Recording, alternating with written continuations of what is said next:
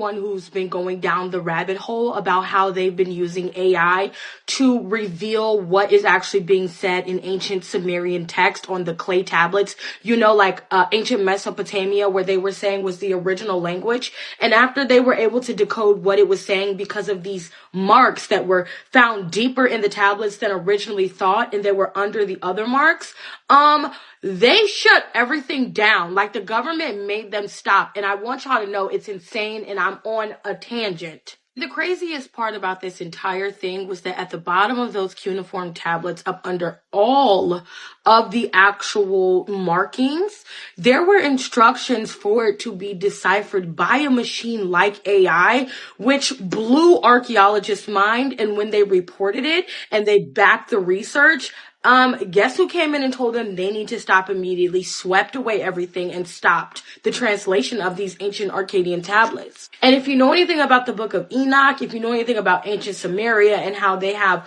one of the largest and longest civilizations that we know about, and how they came up with our 60-second metric system, you would know that they had more knowledge than we think. Here's an article that I found about them going through this actual cuneiform text using AI. AI was actually able to develop the information from the language without any prior knowledge of what the translation meant, which only meant that this cuneiform text was already curated to be read by a machine like AI. And even after they translated that cuneiform script, they were able to program it so that it could pull and extract more data and information from this hidden text up under the text on the cuneiform script. Within these tablets, they were able to find out that ancient Mesopotamia had a lot of earth-based knowledge, right? They weren't so hell-bent on making these progressions that were heavy in machinery, but all of their information was very much earth and very much alchemy-typed magic, which was completely transformative. And they can't understand how different locations of the world all have the same story about these deities and beings and these locations like planet Nabaru. Basically, a lot of the bibliography that we have been studying from Catholicism, because the original planet Nibiru, some people calls it. Nabaru is the first I've heard that translation, but who knows? I don't know, maybe that's the right name. It is hidden at the Vatican. Yeah, cuneiform tablets from ancient Sumeria also align with Dead Sea Scrolls and the Book of Enoch, which means that it can't all be a lie. And that's what they're using AI to do. And that's why the government stepped in and said, stop right there. Give us everything that's in the bag. The same way that the government recently stopped them from using the sonography to look underneath the pyramids, and they found out that there are actual chambers under there. They got that shit on lockdown for a reason. Yeah, because they don't want the truth to get out. Because those hidden knowledge, it might lead to a lot more awakening, more understanding of what is going on within this reality that we're in. So why would they want to get it released? Because it's a system of control. But the thing is that the more and more they try to hide it, the more it's going to come back. Because there's going to come a time when we are going to remember it without even having any link or connection to any of that knowledge, because it's in our DNA. It's there within our hidden memory, and it's just going to snap out of it one day, and we're going to know what's going on. It is what it is. Had an AI. He said, what's that? He said, DI. He says the earth does not have artificial intelligence, she has divine intelligence. I designed the earth on feminine technology. Do you want to know why? I said, Lord, I want to know why. He says, because the earth is a she, because she's the first creature I gave the gift of womb to. He said, anything with womb has the divine intelligence to know what to do with seed. When a woman gets pregnant, the husband doesn't have to monitor the growth of the baby, because there's divine intelligence in the womb that knows when to grow the hand, when to grow the other parts. When the baby is ready for release into the earthworm, the womb knows when to break the water. So there is divine intelligence built in the womb. Exactly. I know there's a lot of videos going around saying fair AI. You know, they put out movies like The Matrix itself, where it's AI that enslaved mankind and stuff like that. But honestly, I really don't have any fear of it. Because we have the gift of imagination, and imagination has got no limits, no boundaries. Even if they do come up with an idea to do what they need to do and plant the seeds, because it's limitless and it's so divine intelligence, it's DI, we will always figure it out. Definitely, we will definitely come with something that would stop it. That's what I'm saying. That's just me, my perspective. Of saying thank you keeps you in a vibration of debt instead of freedom? Well, I got an answer. Thanks comes from the Old English word thonkion, rooted in thonk, meaning thoughtful, gratitude, and favored owed. And it implies that you're acknowledging a debt or obligation to somebody. In hidden frequency, thank you often codes as I am in your debt and I owe you. This phrase can subtly lower sovereignty because it implies that one is the giver and the other is the debtor. It's also a Proto-Germanic word thankayana, which means to think, to remember a favor, and to acknowledge an obligation. And in commerce and legalese, words tied to favor and indebtedness often bind someone into duty. So every time you say thank you, you may be unconsciously accepting an energetic contract of owing. So instead of saying thank you, we're going to spell flip this. You can say, my personal favor, I honor you. I receive this fully. I witness your gift. Or you can even say, I honor you for doing so and so. You can also say, I hold this sacred. I witness you. I'm empowered by this. I celebrate this. I recognize this gift. I'm enriched by this. I'm uplifted by this, and so forth. So your words either free or bind. And thank you does sound polite, but it may also imply and encode debt. You can shift. That's why it's good to study etymology and the origins of these words, because we use them so willy-nilly and we don't even know what they mean, the backstory behind it. You sound very polite, as what he would say. However, you're just lowering your vibration with these words. Your speech to words that honor and receive. And you can stop carrying unseen contracts. Like, follow, and share for more. Leave a comment down below. Let me know what you think. And the ebooks and link in the bio. I have powerful music, meditations as well. Don't even say it. Don't even say it. The DARPA documents, if you look at the Army War College documents, if you look at the DoD documents, and you look at some other, deep level documents, which I'll be happy to share with you if any of your listeners want to see some of that stuff. They don't refer to those towers as cell phone towers. They refer to those as directed energy weapons, DEWs. They actually refer to your phone as a DEW, directed energy weapon, your router as a directed energy weapon. Well, I couldn't go much further because they have to control you through frequencies. That's how they control you. And mostly through extremely low frequencies, HARP, frequencies, megahertz frequencies, 3, 4, 5G, 6, 7, 8, 9, 10G frequencies, gigahertz frequencies, microwave frequencies, radio frequencies. They can do it through music as well. Wow. But there's always the opposite of that too, like the good music with the solfeggio tones and, right. and so stuff no like more that. microwaves, you're saying? Don't use those? Oh, throw your microwave away. The microwave kills all the nutrients in the food. I don't know why he's saying throw the microwave. We've already known that the microwaves are not good for you. We already know that. It kills all the nutrients, everything that's healthy about your food. They're fried to get rid of it. Food anyway. Wow.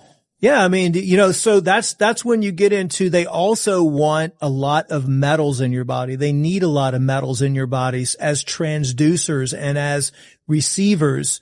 And they want you to be exposed to all these EMFs and all these frequency devices.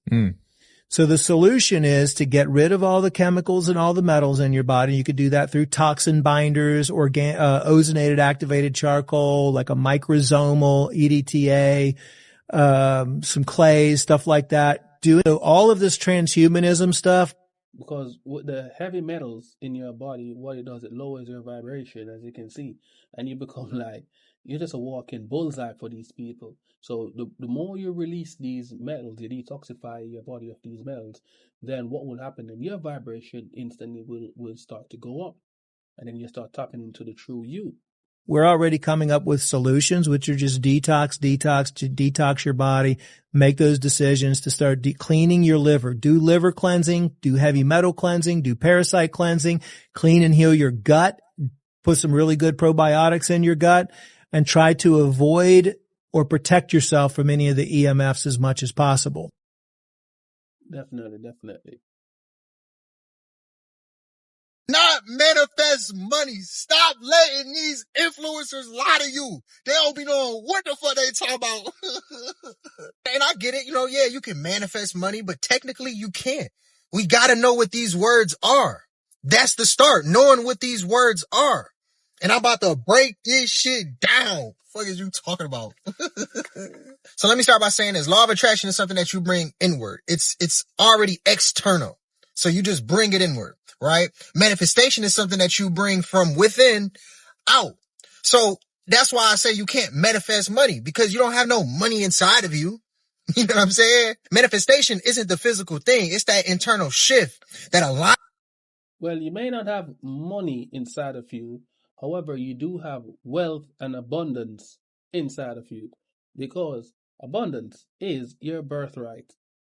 You to receive that physical thing. So technically speaking, you can't manifest money or cars or houses and opportunities and shit like that. That's the result of your alignment, right? Not the manifestation itself. So money doesn't come from you. It comes to you. That's attraction. So when you're actually trying to manifest money, what you're doing is you're manifesting ideals, discipline, clarity, consistency, inspired action, confidence. This is what you're manifesting. So those internal manifestations is what causes the external attractions of money. So you might hear people say, man, I manifested this $5,000. No, you attracted that $5,000. Manifestation isn't an object. It's not the money. It's the inner shift. Attraction is the outer result. Let's break it down even easier. Manifestation is becoming. Attraction is receiving. Manifestation is the seed. Attraction is the fruit. Manifestation is the process. Attraction is the outcome. So stop letting these influencers lie to you. They don't be knowing what the fuck they talk about. But when I start breaking that shit down, guess what? They don't like that. Hey, fool boy. They don't like that. Fool boy. Oh, shit. Yeah, I hear you, my brother. We got that message loud and clear. We understand. We overstand. Wasting your precious time going back and forth with a religious person, and let me tell you why. Their religion isn't just beliefs. It's their fear management. Trigger warning. This video, a lot of people might find offensive, but it's just a message for the people who are not religious. They have just graduated from that school system. It's their identity. It's their structure. It's their emotional security blanket. So when you're debating someone like that, you're not just debating a person, you're debating their belief system. You got to realize this: when you're challenging somebody's beliefs, right, you're basically threatening their life. And it triggers them. It's like fight or flight. So they're not responding to your point. They're responding to their fear. You can make the clearest, most logical argument ever, but it doesn't matter because fear doesn't listen to logic. Put it like this, man. If somebody is conditioned to believe instead of explore, they're not using their mind. They're using their memory. So they're talking scriptures that they memorized. They're talking sermons that they heard as a kid.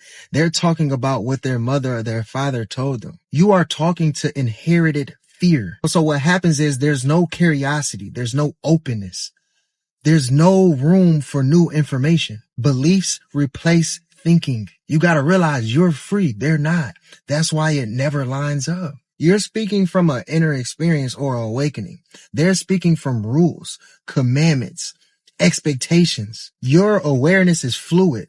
Their belief is fixed. You've already passed the level that they're fighting to protect. So arguing with somebody in an old programming is like trying to convince your old self. Like you're speaking from a chapter that they just haven't reached yet. Understand this: truth is loud to people who are ready, but truth is threatening to people who aren't. So when somebody is religious, they don't hear your ideals. You want to know what they hear? They hear you're losing your connection to God. You're going to hell, right? So that's terrifying to them. They're going to end up shutting down, attacking, or deflecting. And please understand, it's not because of you. It's because of the fear that they're trapped in. So don't argue. When you argue, your energy drops. But when you stay true and grounded in your truth, your energy rises. You don't have to convince, convert, none of that shit. It's not necessary. You got people like me who gonna put themselves on the line. I'll take that. I'll take what they dishing out. I ain't tripping. I already prepared myself for this. I already knew this was coming. They need your energy more than you need theirs. And guess what? They don't like that. Hey, fool boy. They don't like that. Fool boy. Oh, shit. Yeah, it makes no sense for you to go and argue with a person with their belief system. You live your life to the best way possible. You just know that it is it's just in you to be who you are, because I don't really think you need a book to tell you that thou shalt not kill, thou shalt not steal and stuff like that. Like, shouldn't that just be normal for you? It shouldn't be written in your essence, like. But they need that. They need it. So you don't argue with them. You just wish them the best as how they will wish for you, because what you're telling them, basically how they translate it, is that you're trying to tell them to go to hell. They're saying that this person must be worshiping the devil. That's how they perceive that type of conversation. It doesn't matter what you say. That's just them. So some fights are just best to just leave alone. It doesn't make any sense.